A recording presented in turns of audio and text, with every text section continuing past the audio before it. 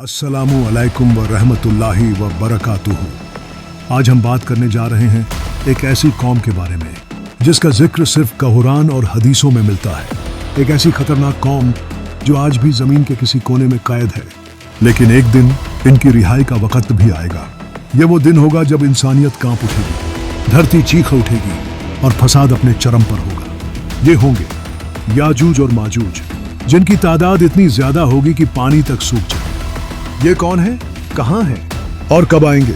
आज की इस वीडियो में हम जानेंगे इन सब सवालों के जवाब। एक वक्त आएगा जब इंसानियत एक अजीब और डरावने मोड़ पर खड़ी होगी, जहां जुल्म और तबाही का एक सैलाब आएगा, और उस वक्त निकलेंगे वो दो खौफनाक कौमें, याजूज और माजूज।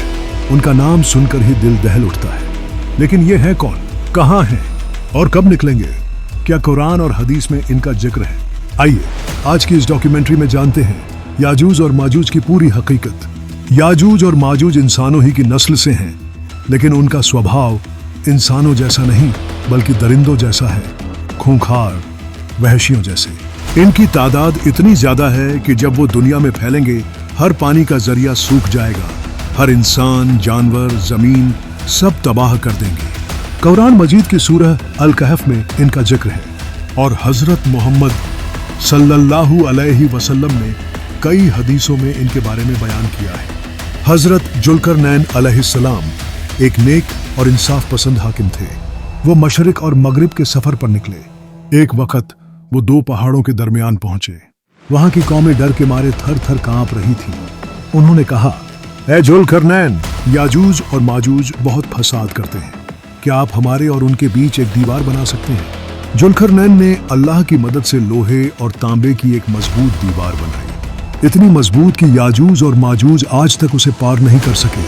कुरान कहता है, जब मेरे रब का वादा पूरा होगा तो उस दीवार को धूल में मिला देंगे। जी हाँ, याजूज और माजूज आज भी जिंदा है। वो एक बहुत बड़ी दीवार के पीछे बंद है। हर दिन वो दीवार को खोदते हैं, लेकिन अल्लाह की मर्जी के बगैर वो बाहर नहीं निकल सकते। कुछ उल्मा और रिसर्चर्स का मानना है कि वो साइबेरिया या कॉकस पहाड़ियों में है। कुछ कहते हैं वो धरती के अंदर गुफाओं में है, लेकिन हकीकत यही है, वो आज भी हैं, और वो एक दिन निकलेंगे। क़यामत से पहले के बड़े अलामात में याजूज और माजूज का निकलना एक बहुत बड़ी निशानी है। सबसे पहले आएंगे इमाम महदी, फिर दज्जाल, फिर हजरत ईसा अलैहिस्सलाम आसमान से नाजिल होंगे, और उसके बाद याजूज और माजूज बाहर निकलेंगे। वो इतने ज्यादा होंगे कि जमीन पर कुछ नहीं बचेगा। वो दरिया का सारा पानी पी लेंगे, इंसानों को मारेंगे, शहरों को तबाह करेंगे।